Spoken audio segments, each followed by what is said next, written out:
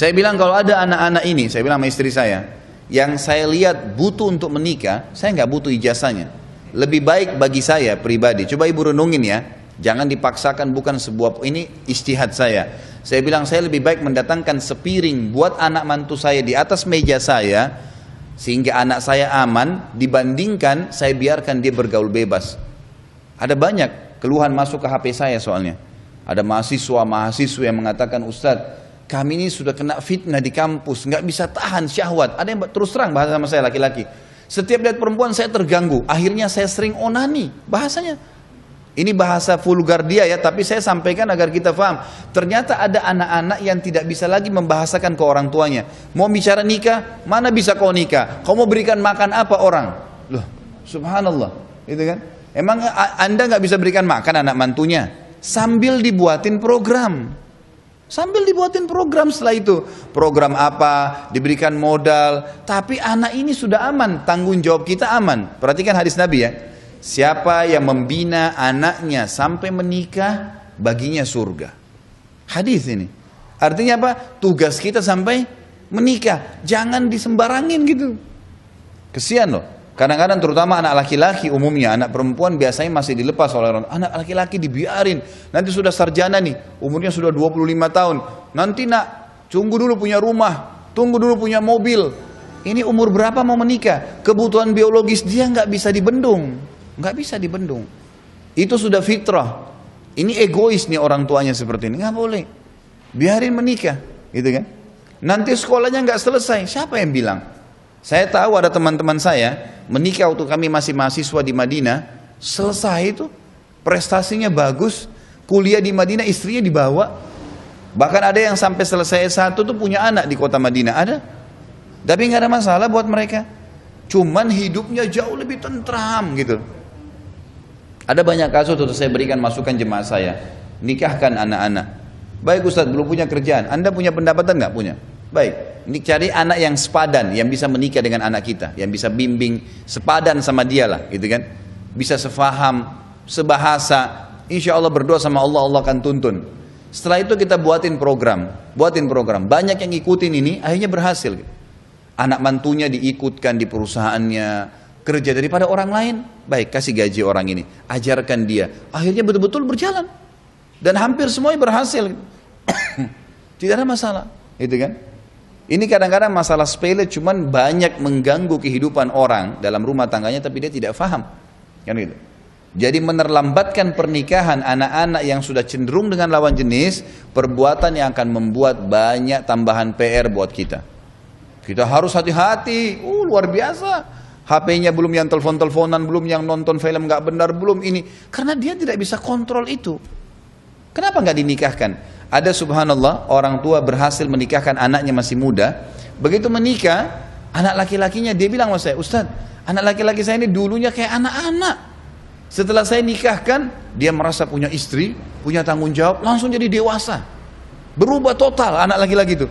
Tiba-tiba langsung kayak bijaksana, ngomongnya bisa diatur. Ternyata pernikahan merubah hidup dia. Dan itu fakta lapangan ibu-ibu sekalian.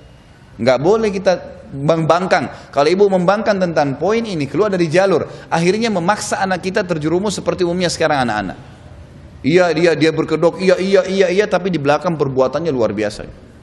Perbuatannya luar biasa, perbuatan yang salah semua. Mabuk-mabukanlah sama perempuan tidak benar. Ada bahkan karena dibiarkan tidak menikah, kena penyakit, naudzubillah, penyakit AIDS, penyakit ini, penyakit macam-macam.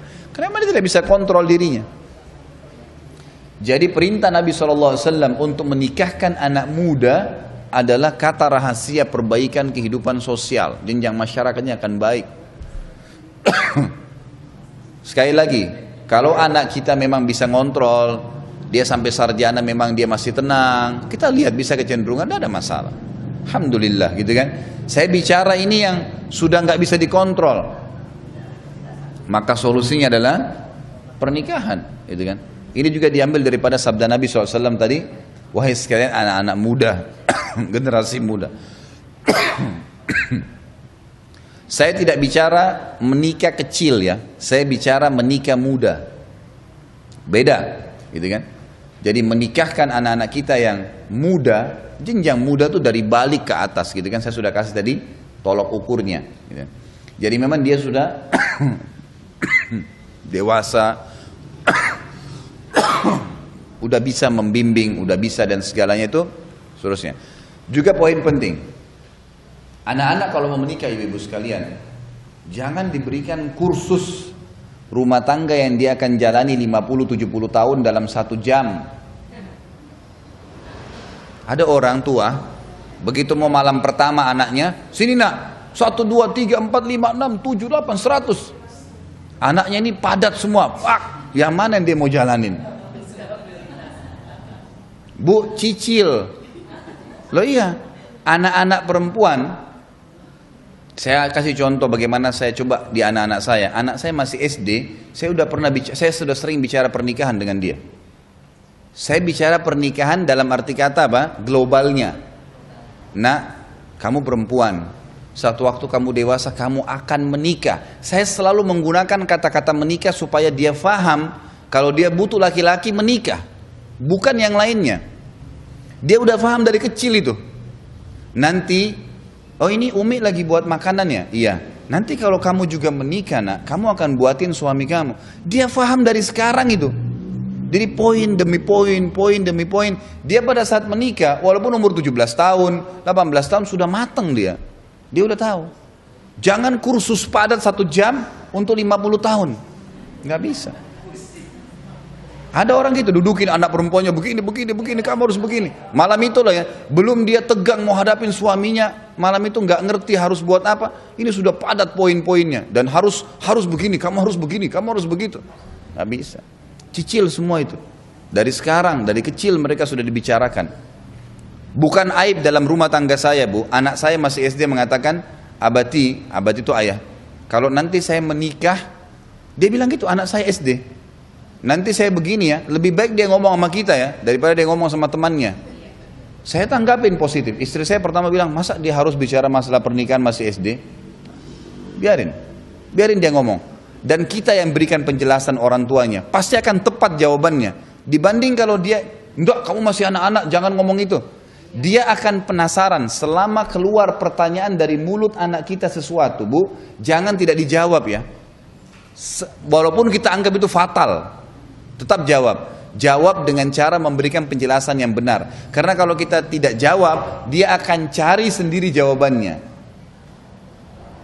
Anak saya pernah baca kalimat berhubungan biologis di sebuah tulisan begitu, saya tidak tahu di mana. Dia bilang sama istri saya, Umi apa sih itu berhubungan biologis? Banyak orang bilang nggak usah sampaikan, jelas. Istri saya nggak jawab, tanya saya dulu. Kemudian saya jelaskan bagaimana cara menyampaikan dengan cara memberikan pemahaman ke anak-anak, bukan orang dewasa. Beda, gitu kan? Dijelaskan dengan cara sederhana. Oh iya, sudah paham. Nah, kalau dia sudah punya jawaban, dia nggak akan cari ke orang lain. Yang jadi fatal ini, kalau dia dapat masalah biologis, masalah seksual dari teman-teman yang sepadan dengan dia. Coba kira-kira apa yang temannya tuntun? Kalau temannya tuntun bobrok, nonton ini kamu akan paham, misal, dia akan ikutin itu.